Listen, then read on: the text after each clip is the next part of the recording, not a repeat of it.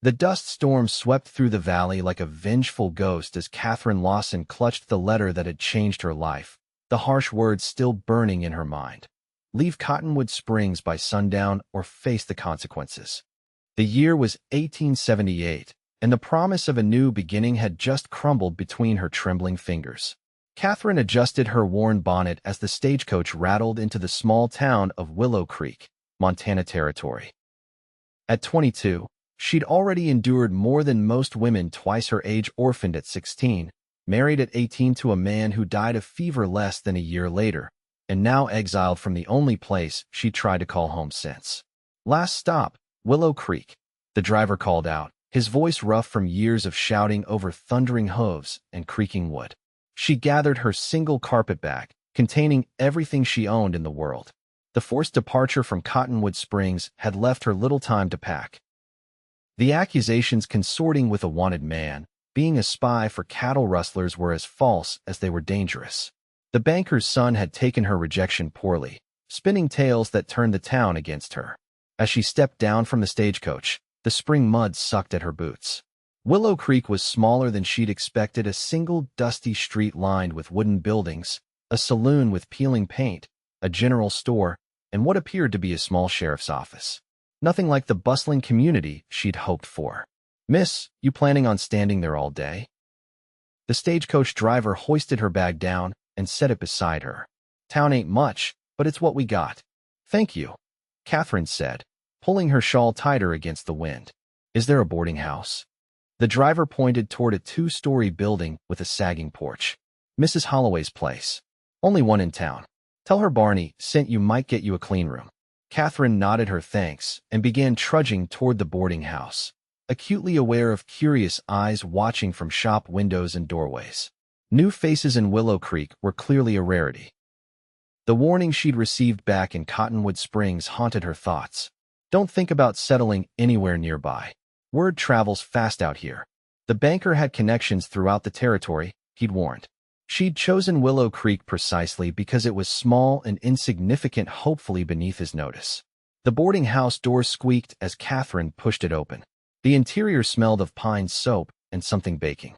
A plump woman with gray hair pulled into a severe bun looked up from behind a small desk. "Mrs. Holloway?" Katherine asked. "That would be me." The woman adjusted her spectacles. "You looking for a room?" "Yes, madam. Barney the stage driver recommended you." Mrs. Holloway snorted. "That old coot. Well, I've got one room available. 50 cents a night, $3 for the week. Includes breakfast and supper." Katherine quickly calculated what remained of her meager savings. "I'll take it for the week." "Planning to stay in Willow Creek long?" Mrs. Holloway asked, her eyes sharp with curiosity. "I'm not certain yet. I'm looking for work." The older woman raised an eyebrow. "Work's scarce for women around here, unless you're willing to wash dishes at the saloon or mend clothes." "I can do both," Katherine said firmly. "I can also read and write, keep accounts, and I'm handy with medicines."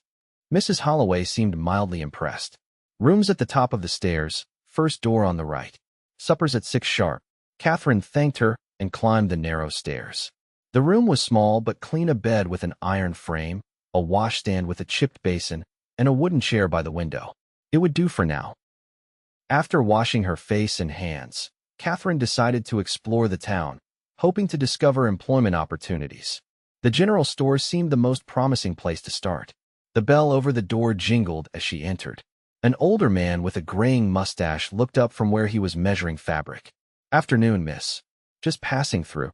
"Actually, I'm hoping to stay," Katherine said. "I'm looking for work, if you know of any opportunities." The shopkeeper studied her for a moment. "Can't say I need help myself. Times are lean. What kind of work you looking for?" "Anything respectable," Katherine replied. "I can keep books, sew, cook, teach children." Doc Miller might need someone to help organize his office. Place is a disaster since his wife passed last winter. And the Diamond D Ranch sometimes hires help for the main house. Diamond D, biggest spread in the county. Owned by the Dawson family for nigh on 20 years now. Young Dawson runs it since his pa died. The bell jingled again, and Katherine turned to see a tall man enter. Her breath caught. He wore a dark Stetson pulled low over his eyes, a blue shirt with the sleeves rolled up revealing tanned, muscular forearms, and dusty denim pants tucked into worn boots. A gun belt hung low on his hips. "Speak of the devil," the shopkeeper muttered. "Afternoon, Mr. Dawson." The newcomer nodded. "Tom." His voice was deep and resonant.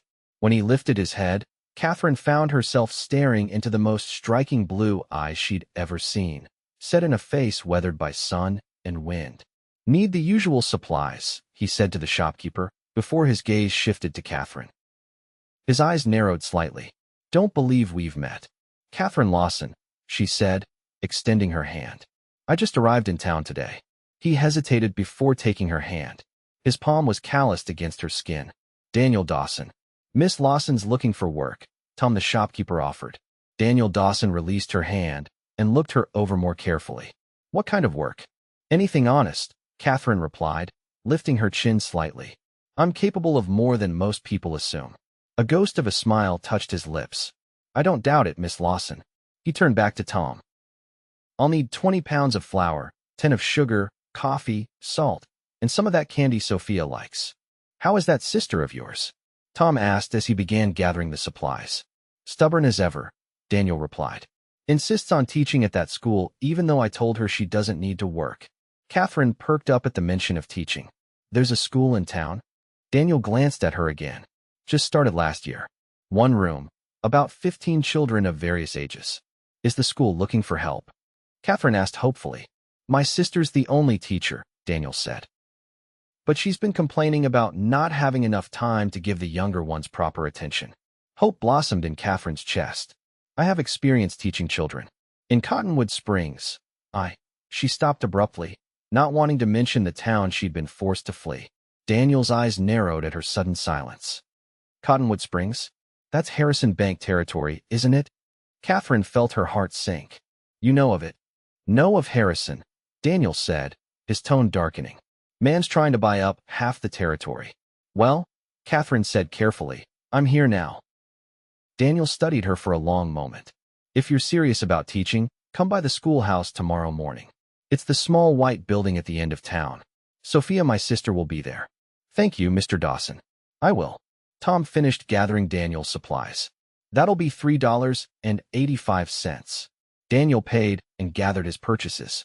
Before leaving, he turned back to Katherine. "Word of advice. Miss Lawson's small towns have long memories and loose tongues. Whatever your reason for leaving Cottonwood Springs, it might follow you here." The warning sent a chill down Katherine's spine. "I've done nothing wrong, Mr. Dawson." He tipped his hat. "Hope that's true. For your sake." With that, he left the store. Katherine turned to find Tom, watching her curiously. "Mr. Dawson seems intense." Tom chuckled. "That's one word for it. Man's been running that ranch and raising his sister since he was barely 20. Their pa was killed in a range war with the Blackwell outfit 5 years back. Daniel's not one for small talk, but he's fair. If he said to go see his sister about the school, you should." Katherine nodded, grateful for the information. "I will. Thank you, mister." "Just Tom is fine, miss." "Thank you, Tom." She left the store with renewed purpose. At least she had a lead on potential employment. As she walked back toward the boarding house, she passed the saloon just as a commotion erupted inside. Moments later, the doors burst open and 2 men tumbled out, fists flying. Katherine stepped back quickly as they grappled in the dirt. A small crowd gathered to watch the fight, some cheering, others just shaking their heads. "Break it up," a commanding voice shouted. A man wearing a sheriff's badge pushed through the onlookers. "I said break it up." The fighters ignored him until the sheriff drew his pistol and fired into the air. The sharp cracks silenced everyone, and the brawlers finally separated. "Jenkins, this is your 3rd fight this month," the sheriff said to one of the men. "And Brady, I thought you had more sense. He cheated at cards," the man called Brady protested, wiping blood from his lip. "Did not," Jenkins slurred, clearly drunk. "You're just a poor loser." The sheriff sighed. "Both of you, cool off in the jail for the night." As the sheriff herded the 2 men toward the jail, his gaze landed on Katherine. He tipped his hat politely. "Madam, sorry about the disturbance." "It's quite all right, Sheriff," Katherine replied. "You must be new in town," he observed. "Sheriff James Cooper." "Katherine Lawson. I arrived today." "Well, Miss Lawson, despite what you just witnessed, Willow Creek is usually peaceful. Just the occasional disagreement when the Cowboys come to town. I'm glad to hear it, Katherine said with a small smile. You planning to stay long? Katherine was growing tired of that question. I hope to find work and make a home here, yes. Sheriff Cooper nodded. Good luck to you then. If you need anything, my office is right there. He gestured to the small building with a sign reading Sheriff hanging out front. Thank you, Sheriff. Katherine continued to the boarding house, her mind swirling with impressions of Willow Creek and its inhabitants. Daniel Dawson in particular had made an impact. Those piercing blue eyes seemed to see right through her. His warning about small towns having long memories unsettled her. How long before word reached Willow Creek about why she'd left Cottonwood Springs? At supper that evening, Mrs. Holloway introduced Katherine to the other boarders, a retired schoolteacher named Miss Abernathy, a young clerk who worked at the bank named Henry, and a widow, Mrs. Finnegan, who sold eggs and butter to the local establishments. So, Miss Lawson, Mrs. Finnegan asked as they ate beef stew and fresh bread, what brings you to our little town? Katherine had prepared for this question. A fresh start. I've been moving around since my husband died last year. I'm sorry for your loss, Miss Abernathy said kindly. Thank you, Katherine replied, feeling guilty for the slight alteration to her timeline. In truth, her husband had been dead for over 2 years, but stretching that period made her arrival in Willow Creek seem less suspicious. Any prospects for work? Mrs. Holloway asked as she refilled coffee cups. Mr. Dawson suggested I speak with his sister about the school, Katherine replied. The reaction around the table was immediate. Miss Abernathy beamed, Henry looked impressed, and Mrs. Finnegan raised her eyebrows. Daniel Dawson spoke to you? Mrs. Finnegan asked, voluntarily. Katherine nodded, confused by their response. Is that unusual? Mrs. Holloway chuckled. Daniel Dawson doesn't waste words on strangers. Man's been keeping to himself since his father was killed, except for business and looking after that sister of his.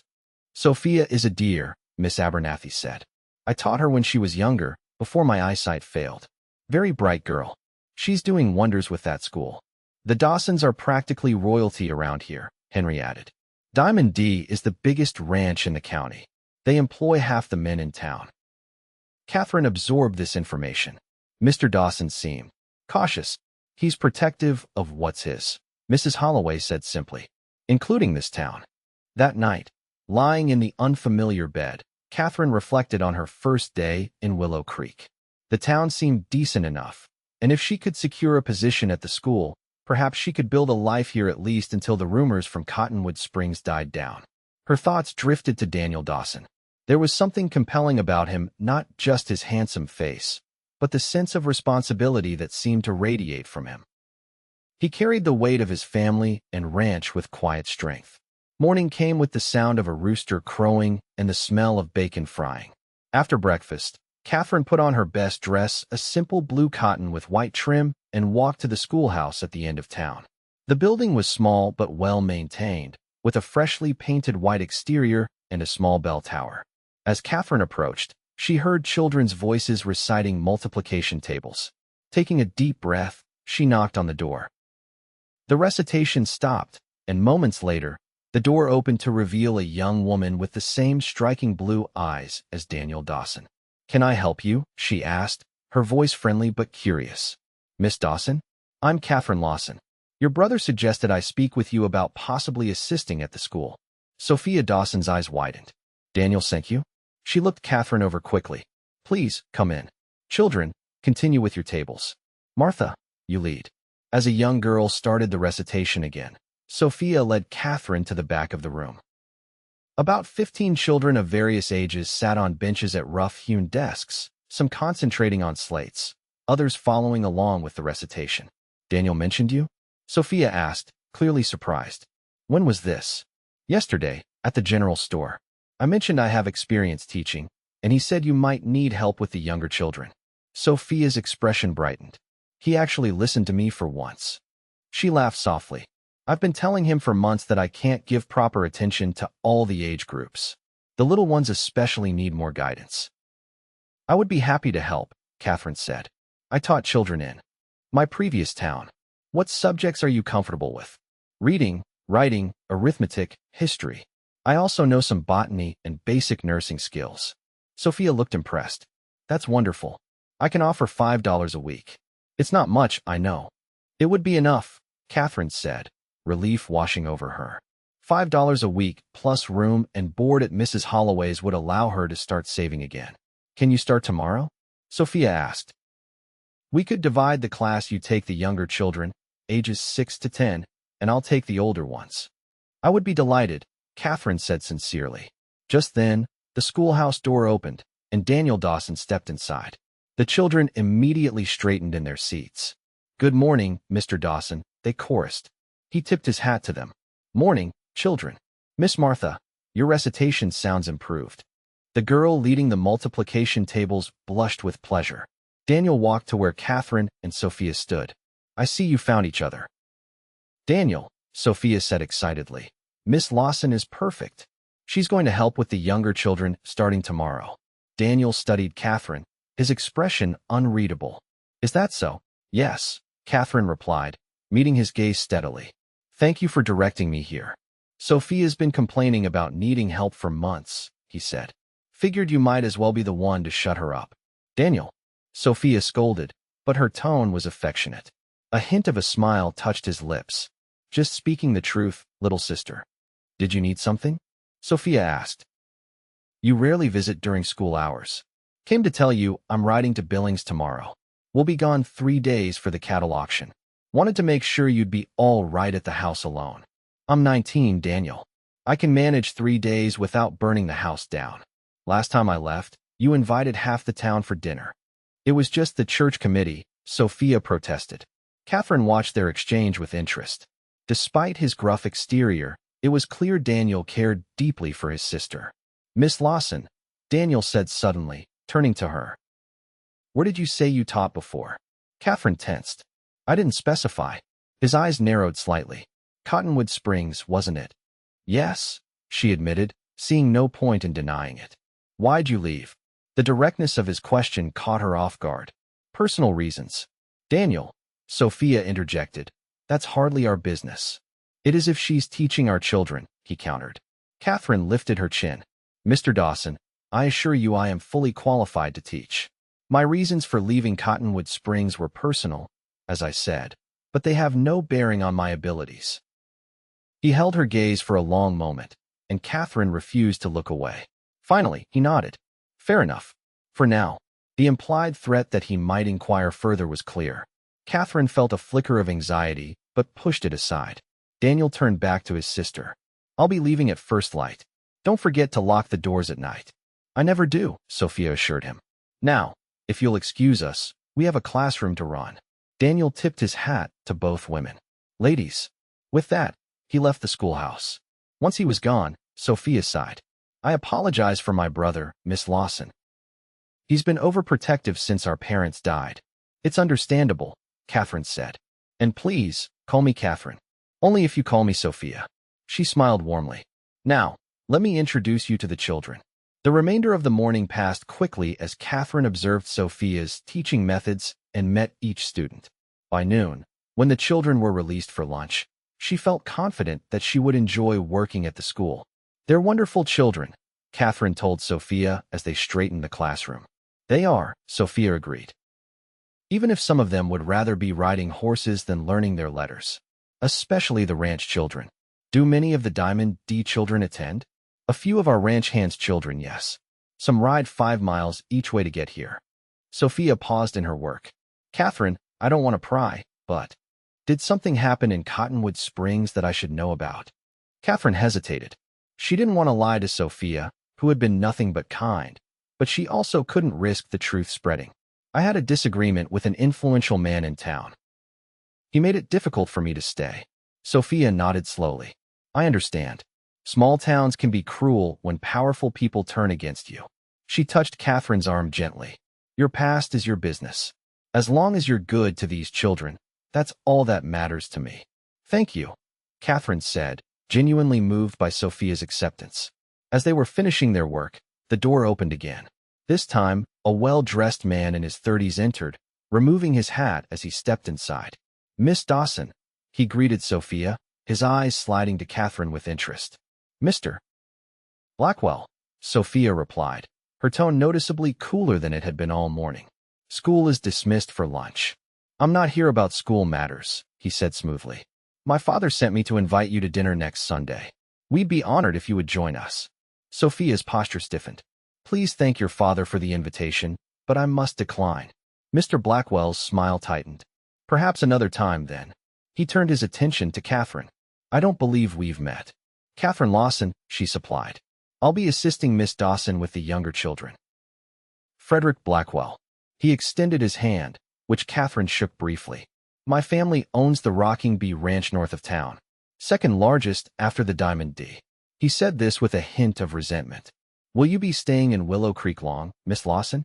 "I hope to," Katherine replied cautiously, aware of the tension between Sophia and this man. "Wonderful. We're always pleased to welcome new faces, especially ones as lovely as yours." His smile didn't quite reach his eyes. "Perhaps you would consider joining us for dinner, even if Miss Dawson cannot." Before Katherine could respond, Sophia stepped forward. "Miss Lawson will be quite busy settling into her new position. Now, if you'll excuse us, Mr. Blackwell, we have preparations to make for tomorrow's lessons." Frederick Blackwell's jaw tightened briefly before he forced another smile. "Of course, ladies." He replaced his hat and left the schoolhouse. Once he was gone, Katherine turned to Sophia. "I take it there's some history there." Sophia sighed heavily. "The Blackwells and the Dawsons have been at odds for years. Their ranch borders ours, and there have been disputes over water rights and grazing land. It escalated 5 years ago." She swallowed hard. "My father was killed during a confrontation with Blackwell men." Katherine gasped. "I'm so sorry." "No one could prove the Blackwells were directly responsible," Sophia continued, "but Daniel believes they gave the order. There's been an uneasy truce since then, but the Blackwells keep trying to forge connections. Frederick has been particularly persistent about courting me, despite my clear lack of interest." "And your brother doesn't approve, I imagine." "Daniel would sooner shoot Frederick than see him court me," Sophia said flatly. "Not that I have any desire for Frederick's attentions. The man is as sincere as a snake." Katherine absorbed this information, understanding better now why Daniel seemed so protective and guarded. "It seems Willow Creek has its share of tensions, despite its small size." "Every town does," Sophia replied. "But it's home. And speaking of home, would you like to come to dinner at the ranch this weekend? I'd love for you to see it, and it would give us a chance to discuss our teaching plans in more detail." "I would like that," Katherine said, touched by the invitation. "Thank you." The children began returning from lunch, ending their conversation. As Katherine helped Sophia with the afternoon lessons, she felt a growing sense of optimism. Perhaps Willow Creek could be the fresh start she desperately needed. The next day, Katherine's first official day of teaching began early. She arrived at the schoolhouse before the children to help Sophia prepare. They had decided that Katherine would take the 8 younger students to one side of the room, while Sophia worked with the 7 older ones. As the children arrived, they regarded Katherine with curious eyes. A small girl with pigtails and a missing front tooth approached her shyly. "Are you our new teacher, madam?" she asked. Katherine knelt to the child's level. "I am. My name is Miss Lawson. What's yours?" "Emma Jenkins, madam. I'm 7. It's very nice to meet you, Emma. I look forward to learning with you." The morning progressed smoothly. Katherine found the children eager to learn, though a few of the boys were easily distracted. By lunchtime, she had already memorized all their names and assessed their various skill levels. "You're a natural," Sophia told her as they watched the children play outside during the lunch break. "They've taken to you already." "They're wonderful children," Katherine replied. "Especially little Emma." "Emma has had a difficult time," Sophia said quietly. "Her father is the town drunk, the same Jenkins who's regularly in Sheriff Cooper's jail. Her mother does laundry to make ends meet." Katherine's heart went out to the little girl. "I noticed she seems very eager to please." "She craves attention and approval," Sophia agreed. "Just be careful not to show favorites. The ranch children can be sensitive about town children getting special treatment, and vice versa." Katherine nodded, understanding the delicate social balance in a small community like Willow Creek. As the week progressed, Katherine settled into a routine. Mornings and afternoons at the school, evenings at the boarding house where she took her meals with the other boarders and sometimes helped Mrs. Holloway with kitchen tasks. She received her first week's pay on Friday, $5 that she carefully stored in the small pouch she kept hidden in her carpet bag. Saturday morning, Sophia arrived at the boarding house in a small buggy. "Ready for your visit to Diamond D?" she asked cheerfully when Katherine emerged. "I am," Katherine replied, climbing up beside her. "Thank you again for the invitation." As they left town, the landscape opened up, dramatically rolling hills covered in spring grass stretched to distant mountains still capped with snow. Cattle dotted the hillsides, black dots against the green. "It's beautiful," Katherine breathed. "It is," Sophia agreed proudly. "Our father claimed this land when there was nothing here but wilderness and native tribes. He built everything from scratch." After about 20 minutes of driving, they crested a hill, and the Diamond D Ranch came into view. Katherine gasped at the sight. The main house was a substantial 2-story structure built of solid timber, with a wide porch wrapped around the front. Several outbuildings, barns, and corrals surrounded it, and bunkhouses for the ranch hands stood a short distance away. "It's magnificent," Katherine said sincerely. Sophia beamed. "Wait until you see inside. Our mother insisted on bringing some civilization to the frontier. She had furniture and a piano shipped all the way from St. Louis." As they approached the house, Katherine saw several men working in the corrals and fields. A tall figure on horseback separated from the group and rode toward them. Even at a distance, she recognized Daniel Dawson's powerful silhouette. He reached them as Sophia drew the buggy to a halt in front of the house. "Didn't expect to see you bringing guests," he said, dismounting in one fluid motion. "I invited Katherine to dinner," Sophia replied. "I thought it would be nice for her to see the ranch." Daniel helped Katherine down from the buggy, his hands strong and steady at her waist.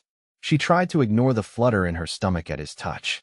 "Welcome to Diamond D, Miss Lawson," he said, his blue eyes studying her face. "How are you finding teaching our young hellions?" "They're delightful," Katherine replied with a smile. "And very bright." "She's wonderful with them, Daniel," Sophia added. "The younger ones have improved remarkably just in these few days." Daniel nodded, seeming pleased. "Good. They deserve a proper education, even out here." "Your sister is an excellent teacher," Katherine said. "The children clearly adore her." A rare smile crossed Daniel's face as he looked at Sophia. She always was the smart one in the family. "Oh, stop," Sophia laughed, swatting his arm. Daniel was too busy learning ranching from father to bother much with books, but he's sharper than he lets on. Daniel shrugged. "Books don't feed cattle or mend fences." He turned to Katherine. "How was your first week in Willow Creek, aside from the school?" "Pleasant," Katherine replied. "Everyone has been very welcoming." "Everyone?" Daniel raised an eyebrow. "I heard Frederick Blackwell paid a visit to the schoolhouse." Sophia sighed. "News travels fast." "Yes, he came with another dinner invitation, which I declined." Daniel's jaw tightened. Man doesn't know when to quit. "Let's not discuss the Blackwells," Sophia suggested. "I want to show Katherine the house and gardens before dinner." Daniel nodded. "I need to finish with the new calves anyway. Johnson," he called to a nearby ranch hand. "Take Miss Dawson's buggy to the stable." As the ranch hand approached to take the reins, Daniel turned back to Katherine. "Enjoy your tour, Miss Lawson. I'll see you at dinner." As he walked away, leading his horse, Katherine couldn't help but watch him. There was something compelling about the way he moved, confident, purposeful, strong. Sophia caught her looking and smiled knowingly. "Come on, let me show you the house." The interior of the Diamond D Ranch house was indeed impressive. Fine furniture, colorful rugs, and oil paintings adorned the spacious rooms. A piano stood in the corner of the parlor, its wood gleaming in the afternoon light. "Your mother had exquisite taste," Katherine commented as Sophia showed her through the house. "She did," Sophia agreed, a hint of sadness in her voice. "She died when I was 12, pneumonia. Daniel was 19. He helped father run the ranch after that." "And your father died 5 years ago, you said?" Sophia nodded. "Daniel was 24. He took over everything the ranch, raising me, fighting off the Blackwells' attempts to buy portions of our land. It's been a heavy burden for him." "He seems to carry it well," Katherine observed. "He does, but at a cost. He rarely relaxes, rarely smiles." Sophia sighed. "I worry about him being alone." Katherine didn't know how to respond to that, so she changed the subject. "Tell me about your garden. I noticed the flowers as we arrived." Sophia brightened. Mother started it, and I've tried to maintain it. Come, I'll show you. The garden behind the house was a riot of spring colors: tulips, daffodils, and early roses blooming in carefully tended beds. They spent a pleasant hour there, with Sophia explaining her plans for summer plantings. By the time the dinner bell rang, Katherine felt completely at ease. The ranch house, despite its size and fine furnishings, had a warmth to it that reminded her of happier times in her childhood, before her parents had died. Daniel joined them for dinner, freshly washed and wearing a clean shirt. The dining room table could have seated 12, but the three of them clustered at one end. A middle-aged woman named Mrs. Chun served them roast beef, potatoes, fresh bread, and vegetables from the kitchen garden. Mrs. Chun has been with us since before Mother died, Sophia explained. She's an excellent cook and runs the household with military precision. The food is delicious, Katherine told Mrs. Chun, who nodded with a small smile before returning to the kitchen. How was the cattle auction in Billings? Sophia asked Daniel as they ate. Profitable, he replied. Beef prices are up. We should do well this season if the weather holds. Did you hear any news while you were there? Sophia pressed. Daniel glanced briefly at Katherine before answering. Some. Nothing that can't wait. Katherine caught the look and felt a prickle of unease. Had he heard something about her? About Cottonwood Springs? The conversation shifted to ranch matters and school affairs. Daniel asked thoughtful questions about Katherine's teaching methods, seeming genuinely interested in the children's education. Reading is fundamental, Katherine explained passionately. Once children master that, other subjects become accessible to them. I'm focusing on phonics with the youngest ones. Sensible approach, Daniel commented. Too many people out here can barely sign their names. Makes them vulnerable to being cheated in business. Exactly, Katherine agreed, surprised by his insight. Literacy is empowerment. As dinner concluded, Mrs. Chun brought apple pie for dessert. The conversation flowed more easily now, and Katherine found herself laughing at Sophia's stories about growing up on the ranch. Daniel taught me to ride when I was 5, Sophia recounted. Put me on the meanest pony we had. It wasn't mean, it was spirited, Daniel corrected with a rare smile. And you needed to learn respect for the animal. I fell off 7 times the first day, and got back on 8, Daniel said proudly. That's the Dawson way. After dinner, they retired to the parlor. Sophia played the piano while Katherine and Daniel listened. Katherine was acutely aware of him sitting nearby, his presence somehow filling the room. When Sophia finished a particularly difficult piece, Katherine applauded enthusiastically. That was beautiful. You play wonderfully. Sophia beamed. Thank you. Mother insisted I learn. Said every proper young lady should play an instrument. Do you play, Miss Lawson? Daniel asked. A little, Katherine admitted. It's been years, though. Please, try. Sophia encouraged, standing from the piano bench. I'd love to hear you. Reluctantly, Katherine took her place at the piano. She placed her fingers on the keys, hesitated, then began a simple melody she remembered from childhood. She made several mistakes, but continued to the end. That was lovely, Sophia said kindly when she finished. It was dreadful, Katherine laughed. But thank you for the courtesy. It wasn't dreadful, Daniel said quietly. It was honest. Something in his tone made Katherine look up and meet his eyes. For a moment, they simply gazed at each other, until Sophia cleared her throat.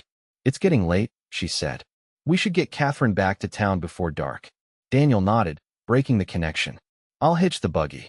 As he left the room, Sophia gave Katherine a speculative look. He likes you. What?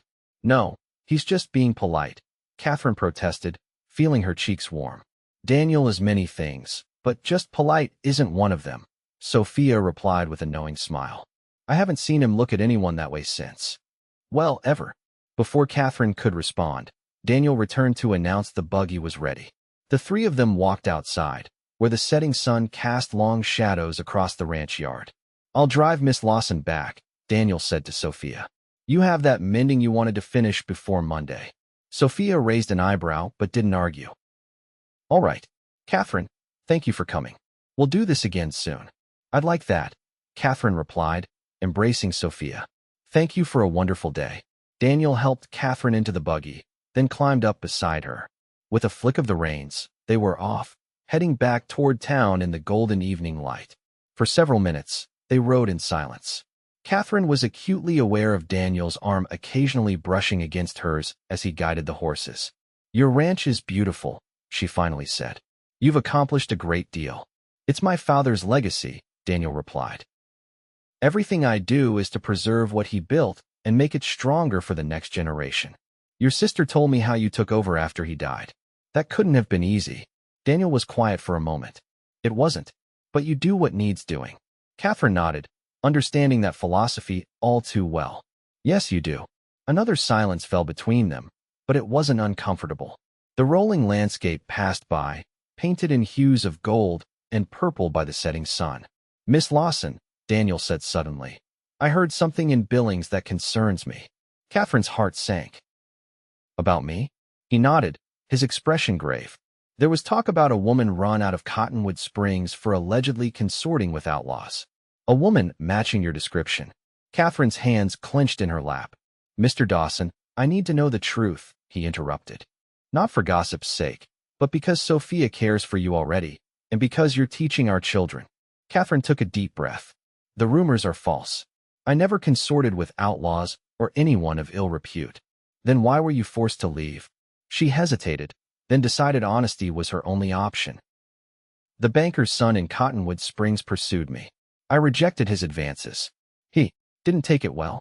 He spread rumors that I was passing information to cattle rustlers, that I was morally corrupt.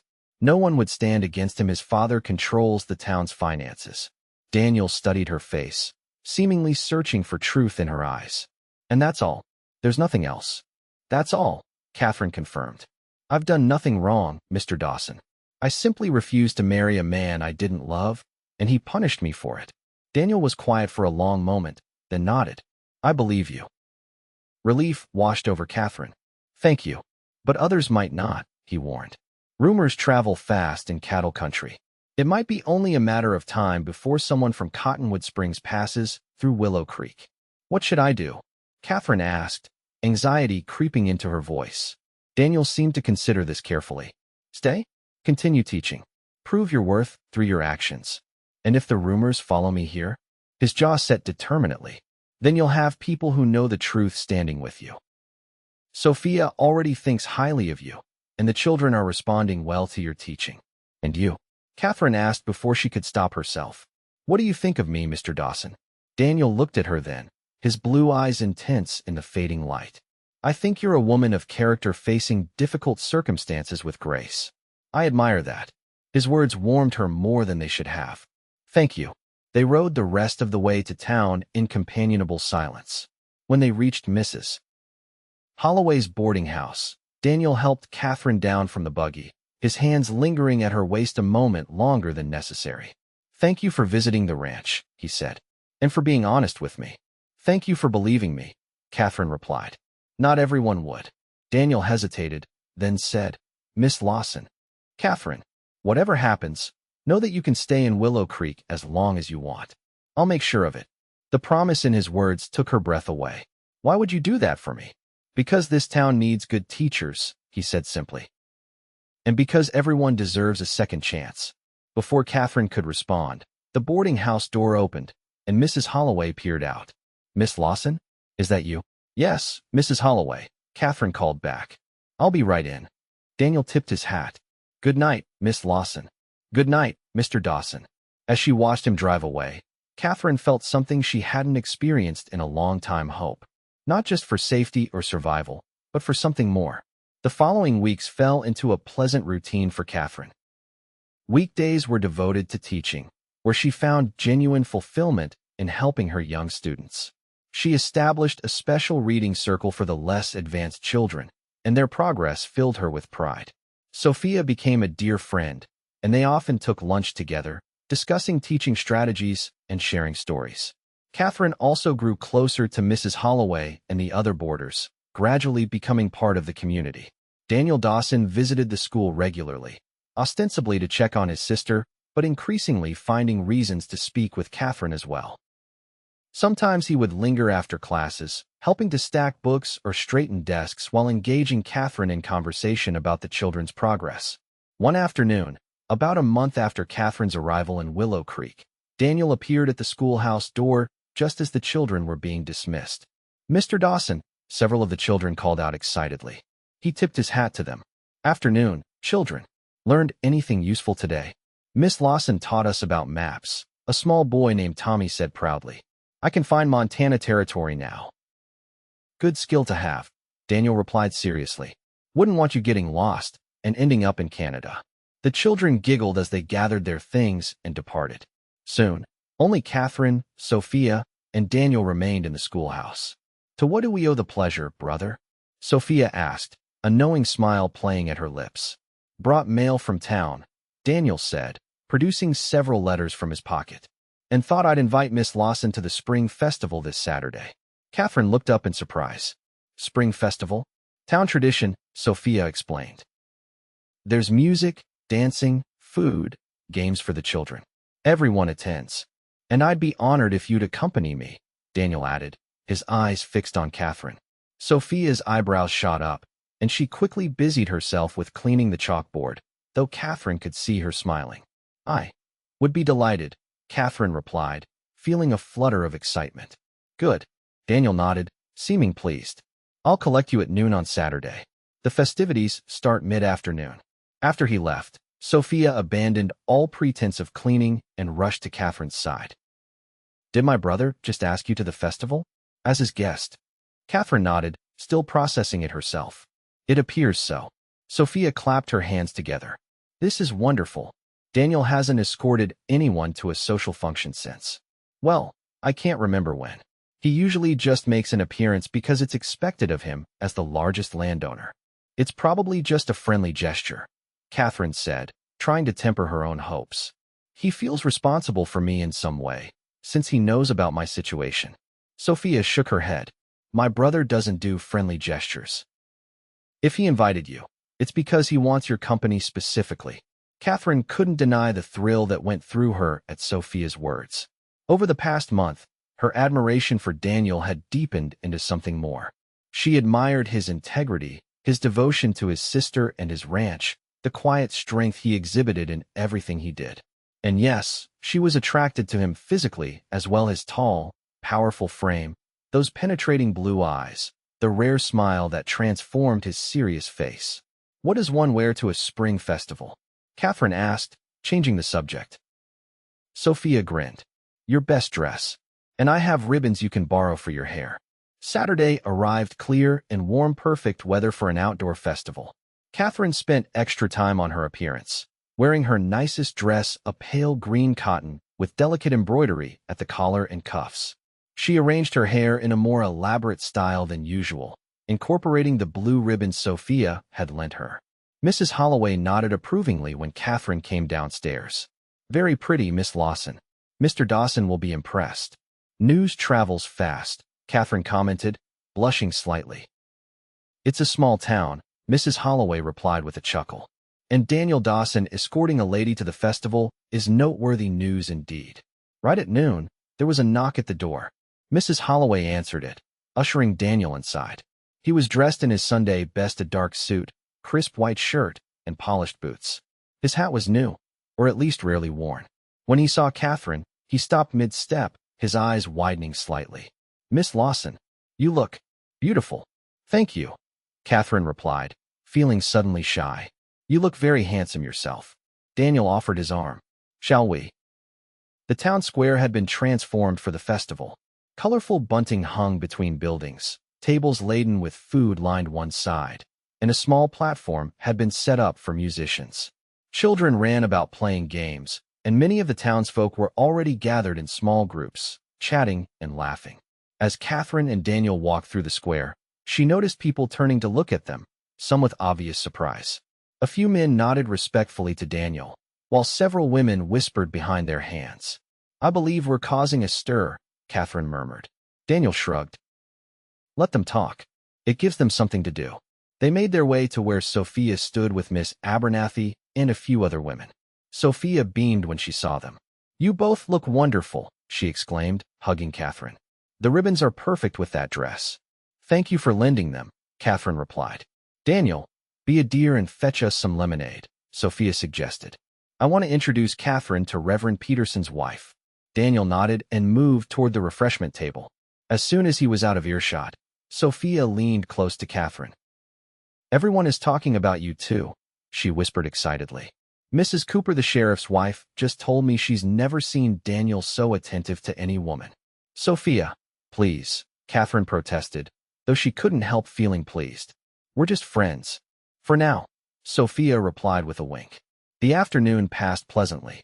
Katherine met more townspeople, played games with some of her students, and enjoyed the simple but delicious food prepared by the women of Willow Creek. Daniel remained at her side for most of the day, occasionally leaving to speak with ranch hands or business associates, but always returning to her. As the sun began to set, the musicians took their places on the platform: a fiddler, a man with a guitar, and another with a harmonica. They struck up a lively tune, and people began clearing a space in the center of the square for dancing. "Would you care to dance, Miss Lawson?" Daniel asked, offering his hand. Katherine hesitated. "I haven't danced in years. I'm afraid I might embarrass you." "Impossible," he replied, his blue eyes warm. "Besides, most of these folks dance like they have two left feet anyway." Laughing, Katherine placed her hand in his and allowed him to lead her to the dancing area. The musicians were playing a spirited reel, and Daniel guided her through the steps with surprising grace for such a tall, powerful man. "You dance very well, Mr. Dawson," Katherine commented as they circled each other. "My mother insisted I learn," he replied. "Said no son of hers would stomp around a dance floor like a wounded buffalo." Katherine laughed, delighted by this glimpse into his childhood. As they continued to dance, she felt lighter than she had in years, almost forgetting the circumstances that had brought her to Willow Creek. The musicians shifted to a slower waltz, and Daniel drew Katherine closer, one hand at her waist, the other holding hers. They moved together smoothly, as if they had danced together many times before. "Thank you for inviting me today," Katherine said softly, looking up at him. "Thank you for accepting," he replied. "I've enjoyed your company." "So have I, very much." As they gazed at each other, the rest of the festival seemed to fade away. Katherine was acutely aware of Daniel's hand at her waist, the clean scent of his shaving soap, the warmth in his eyes as he looked at her. The moment was broken by a commotion at the edge of the square. Raised voices drew everyone's attention. Sheriff Cooper was confronting a man Katherine didn't recognize, a rough-looking individual who appeared to be drunk. "That's enough, Parker," the sheriff was saying. "You've had too much to drink. Time to go home." "I ain't done celebrating," the man slurred. "Spring festival only comes once a year." Daniel frowned. "Excuse me," he said to Katherine, releasing her reluctantly. "I should help Cooper before this gets out of hand." As he walked toward the confrontation, Katherine noticed Frederick Blackwell watching from nearby, a calculating expression on his face. When he saw her looking, he tipped his hat and began making his way toward her. "Miss Lawson," he greeted her smoothly. "You look enchanting this evening. I see Daniel Dawson has been monopolizing your company." "Mr. Blackwell," Katherine acknowledged him coolly. "Mr. Dawson has been kind enough to escort me today." "How fortunate for him," Frederick replied, his smile not reaching his eyes. "I wonder, has he told you about the feud between our families?" "Sophia mentioned there have been disagreements over land," Katherine said carefully. Frederick laughed without humor. "Disagreements? Is that what they call it?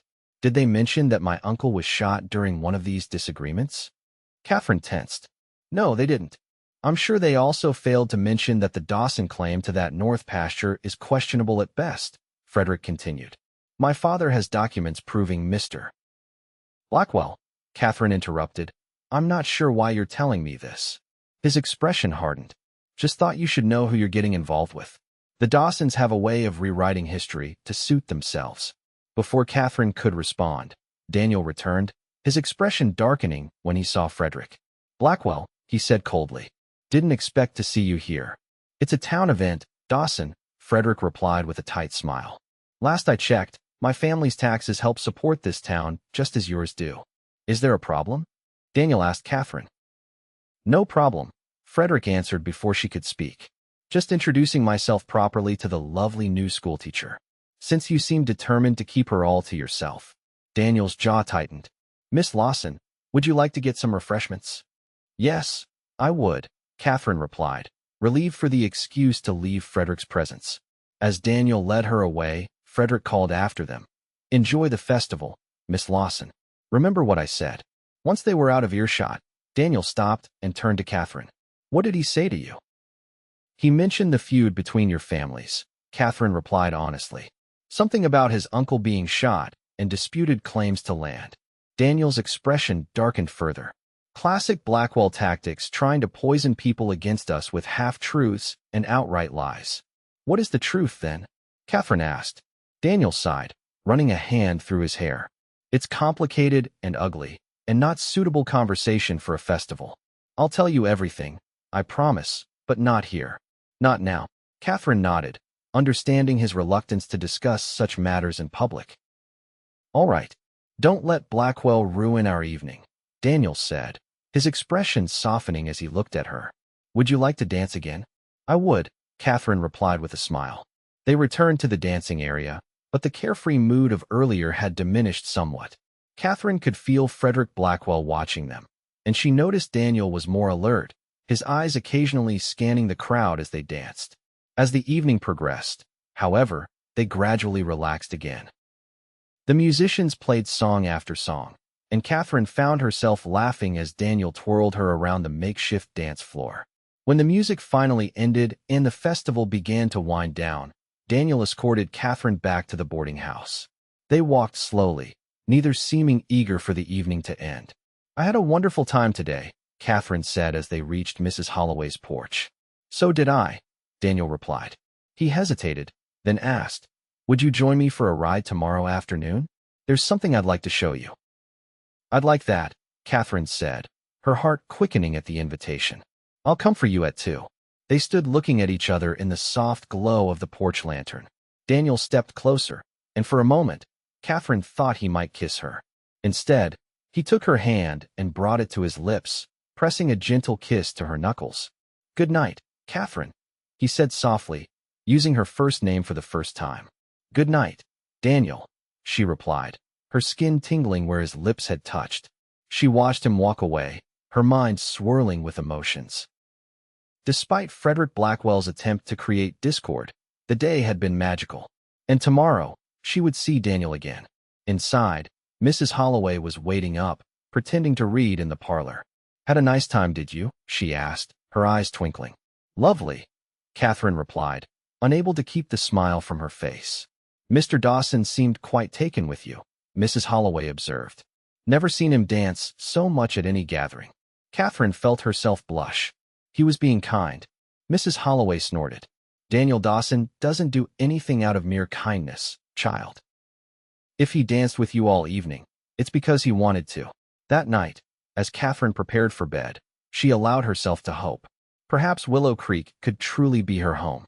Perhaps with Daniel's support, she could put the Cottonwood Springs incident behind her permanently.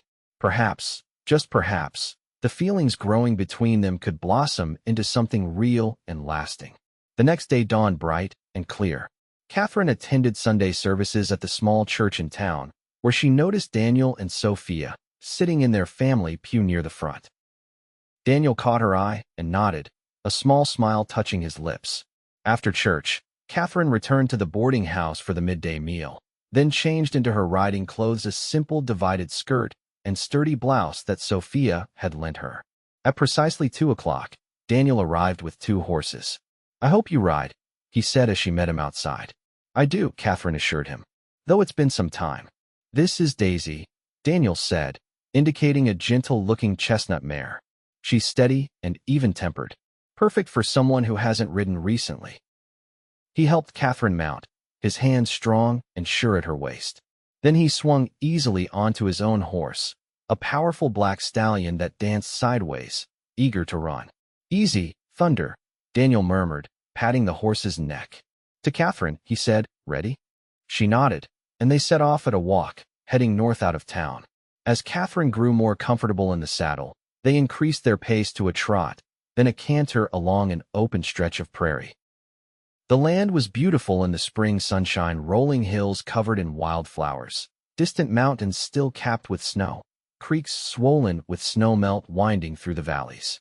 Katherine felt exhilarated by the freedom of riding across the open country, the wind in her hair, Daniel at her side. After about an hour's ride, Daniel led them to a hillside overlooking a pristine valley. A clear stream ran through it, and cottonwood trees lined the banks, their leaves shimmering in the breeze. "It's beautiful," Katherine breathed as they dismounted. "This is my favorite spot on the ranch," Daniel said, tying the horses to a tree branch. "My father used to bring me here when I was a boy. Said a man needs a place to think." He spread a blanket on the grass, and they sat side by side, looking out over the valley. For a while, they were content to simply enjoy the view in companionable silence. "You wanted to tell me about the Blackwells," Katherine finally said. "About the feud." Daniel nodded, his expression becoming serious. "It started about 15 years ago. The Blackwells moved into the territory after making money in mining. They bought the ranch that borders ours to the north." He pointed to distant hills. "That land there was always used by both ranches for summer grazing, by informal agreement with the previous owners. But the Blackwells didn't honor that agreement. They claimed the land was clearly part of their deed. My father disagreed. Things were tense, but manageable at first. Then, during a particularly dry summer, they dammed the creek that runs through both properties, cutting off our water supply during a drought." Katherine frowned. "That's terrible." "It was deliberate," Daniel said grimly. "We lost cattle. My father confronted Edward Blackwell, Frederick's father, and things got heated. Blackwell's brother pulled a gun. In the struggle, he was shot with his own weapon." "So that's what Frederick meant about his uncle being shot." "Yes, but he conveniently leaves out that it was an accident during a confrontation his family provoked." Daniel sighed heavily. "After that, the feud escalated. Fence lines cut, cattle driven off, threats made." "And your father?" Katherine asked gently.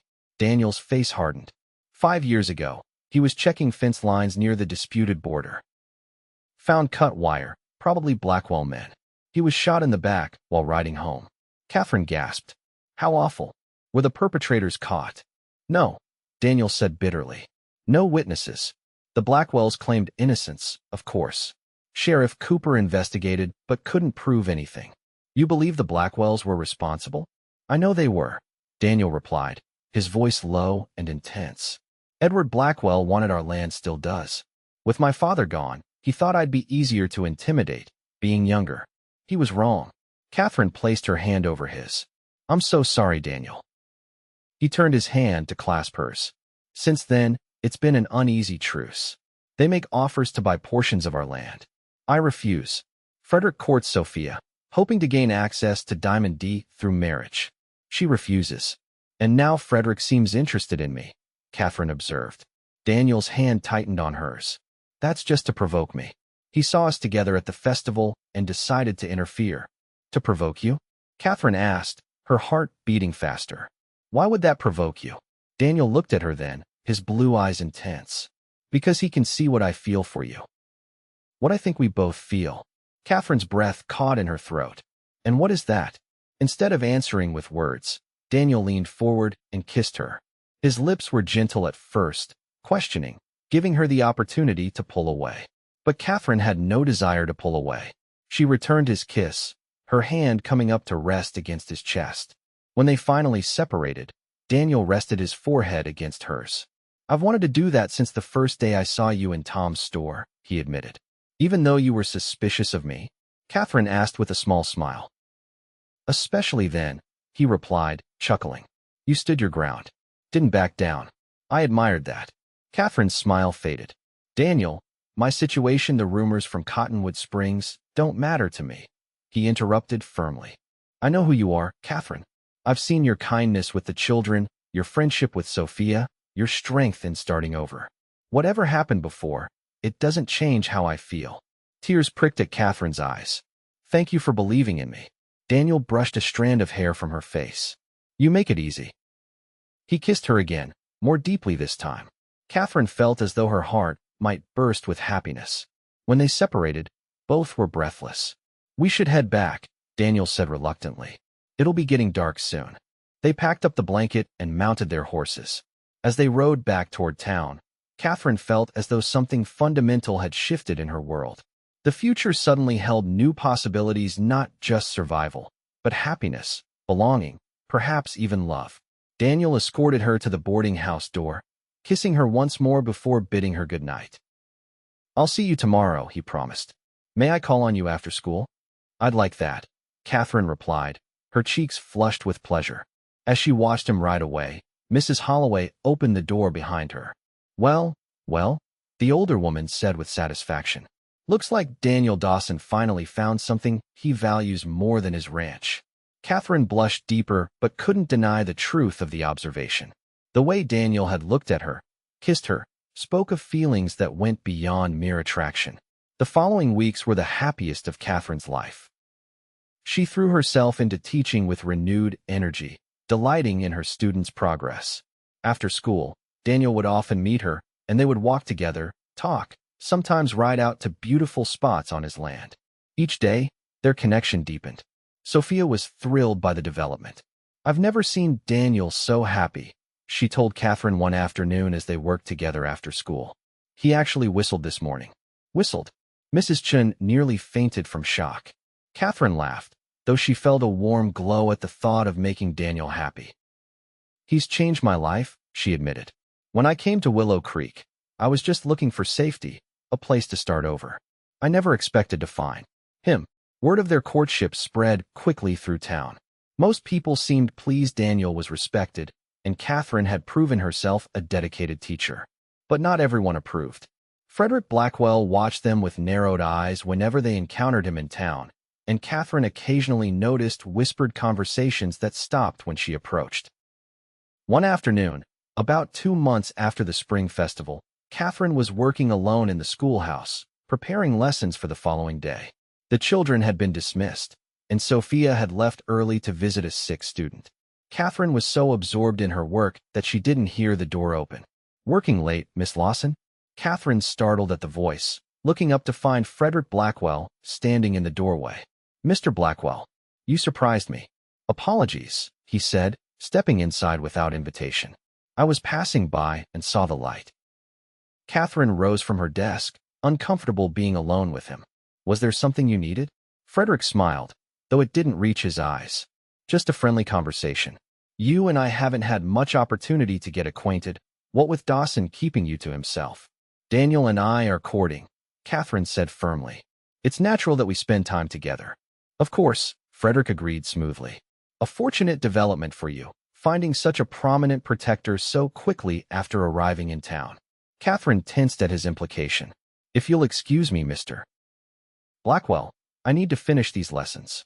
Before you dismiss me, Frederick said, his tone hardening, you might want to hear what I came to tell you. I had business in Cottonwood Springs last week. Katherine felt as though the floor had dropped from beneath her feet. What? Interesting town, Frederick continued, examining his fingernails casually. I met with Harrison at the bank there. Your name came up. I doubt that, Katherine said, fighting to keep her voice steady. Oh, but it did. His son Malcolm was quite vocal about the schoolteacher who betrayed their trust. Passing information to cattle rustlers, was it? Or was it consorting with wanted men? The stories varied. Katherine's hands clenched into fists. Those accusations are false. Malcolm Harrison made them up because I refused his advances. Frederick raised an eyebrow. Perhaps. Or perhaps there's truth to them. Either way, imagine how it would look if such rumors spread here in Willow Creek. A teacher influencing young minds, with such a questionable past. Are you threatening me? Katherine asked, anger replacing her fear. Merely pointing out facts, Frederick replied. Though I could help ensure those rumors don't reach Willow Creek. In exchange for what? Frederick stepped closer. End your relationship with Dawson. Tell him you've reconsidered, that you're not ready for courtship. Why? Katherine demanded. What possible difference could it make to you? The Dawsons have been a thorn in my family's side for too long, Frederick said, his facade of politeness dropping.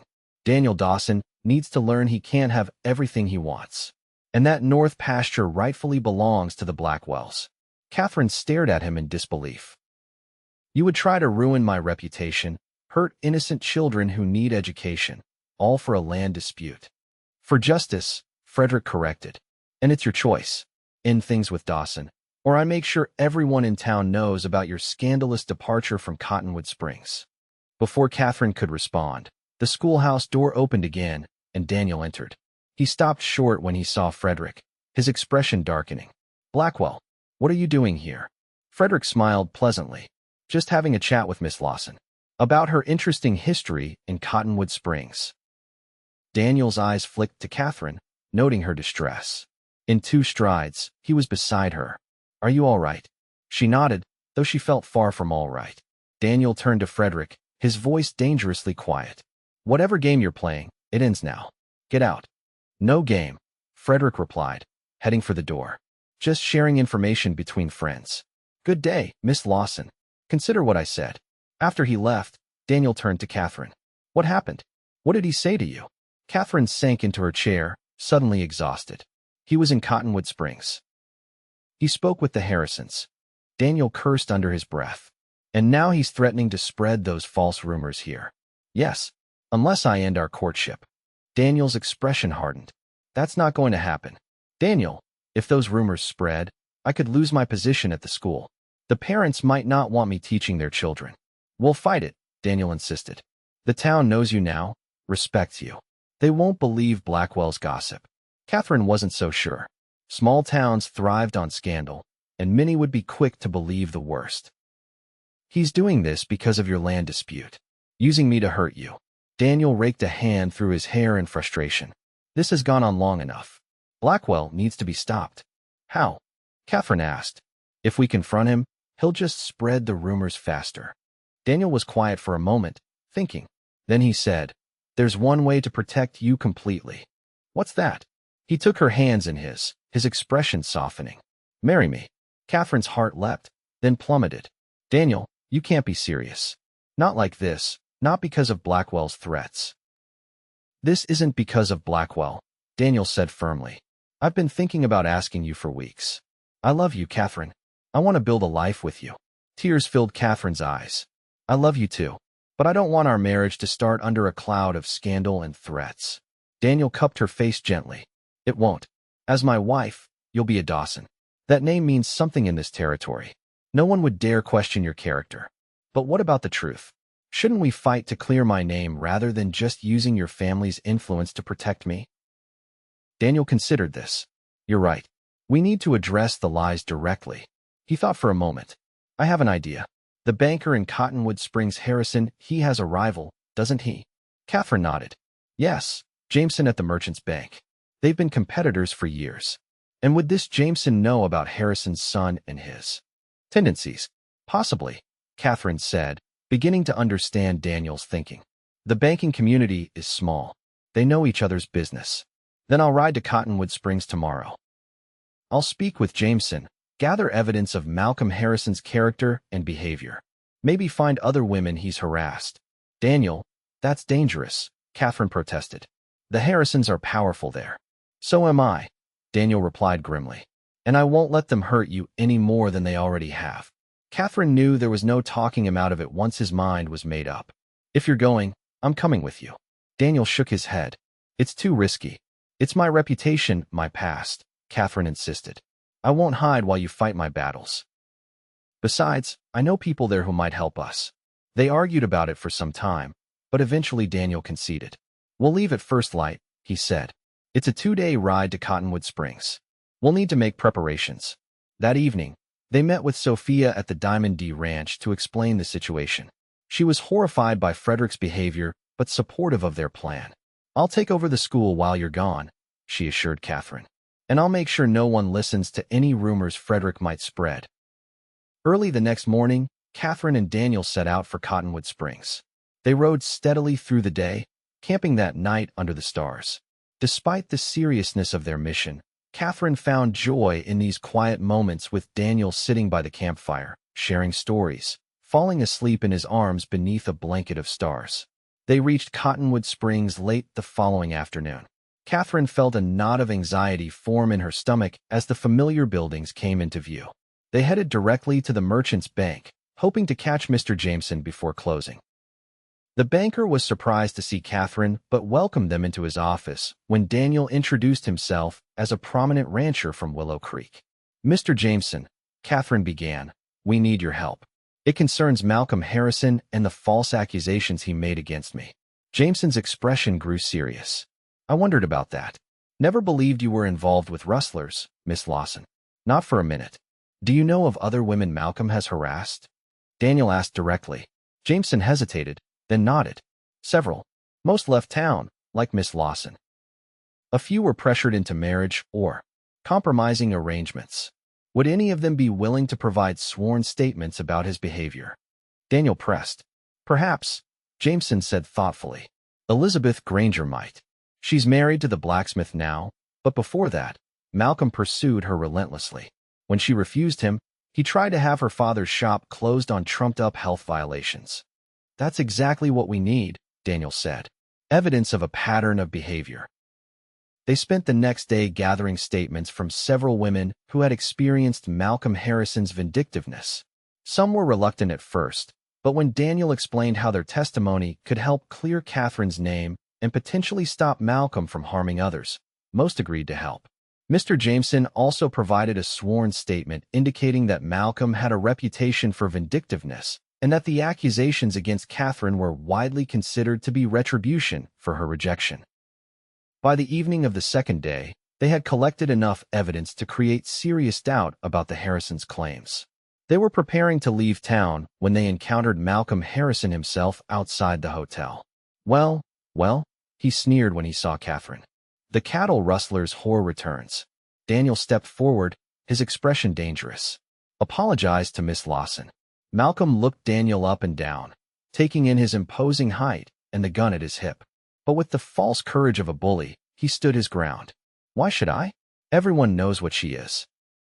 What they know, Daniel replied coldly, are the lies you spread because she rejected you, just as you've done to other women in this town.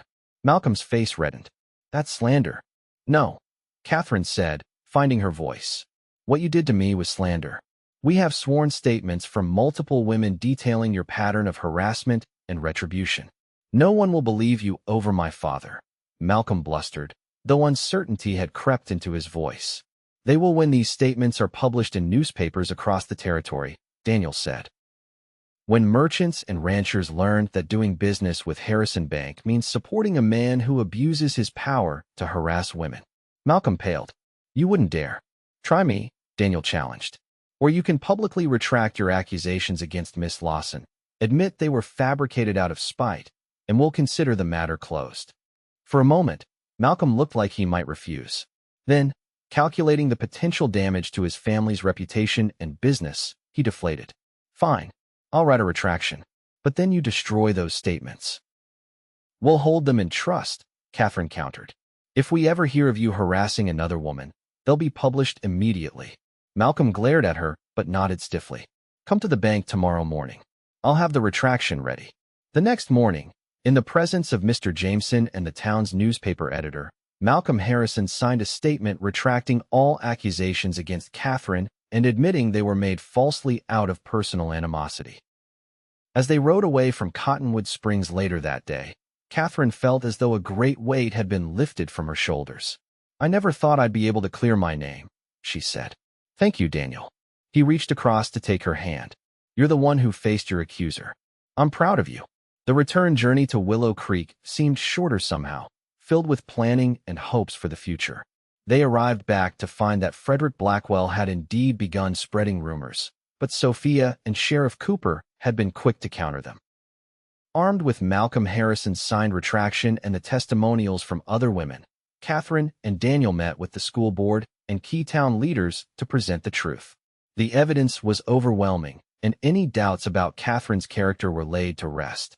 Frederick Blackwell's attempt to damage Katherine's reputation backfired spectacularly. His underhanded tactics only served to lower his standing in the community while strengthening support for Katherine and Daniel. A week after their return, Daniel took Katherine back to the hillside overlooking the valley, the special place he had shown her months before. As the sun began to set, painting the sky in brilliant oranges and pinks, he knelt before her. Katherine Lawson, he said, taking her hands in his. I've loved you since you stood in Tom's store and told me you were capable of more than most people assume. You're strong, compassionate, intelligent, and braver than anyone I know. Will you marry me? Not because of threats or reputation, but because I want to spend my life with you. Tears of joy filled Katherine's eyes. Yes, Daniel.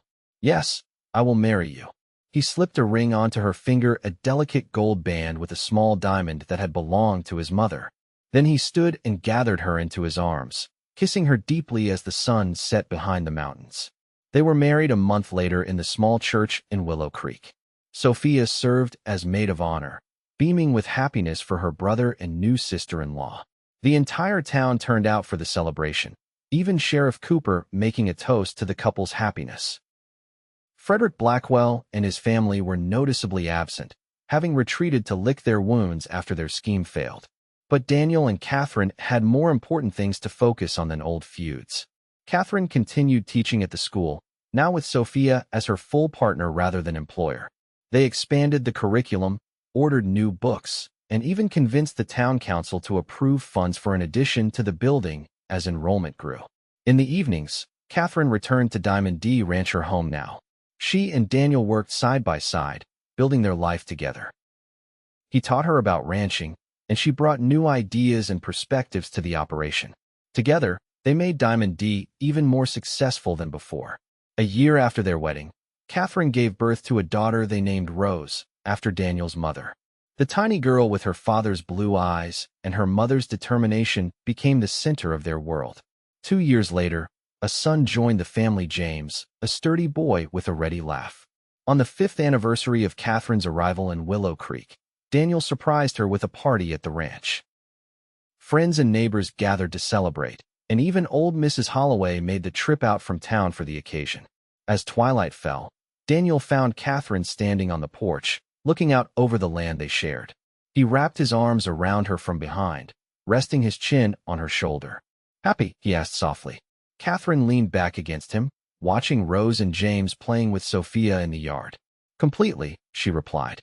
"Do you remember what you said to me that day after Frederick threatened me? About staying in Willow Creek?" Daniel nodded. "I said you could stay as long as you wanted." Katherine turned in his arms to face him. "And I want to stay forever." "Good," Daniel murmured, lowering his lips to hers. "Because I'm never letting you go." As they kissed, with the sound of their children's laughter floating on the evening breeze, Katherine marveled at how a warning to leave one town had led her to find a forever home in another. The road had been difficult at times, fraught with danger and uncertainty, but it had led her exactly where she was meant to be, in Daniel's arms, surrounded by love, finally and truly home.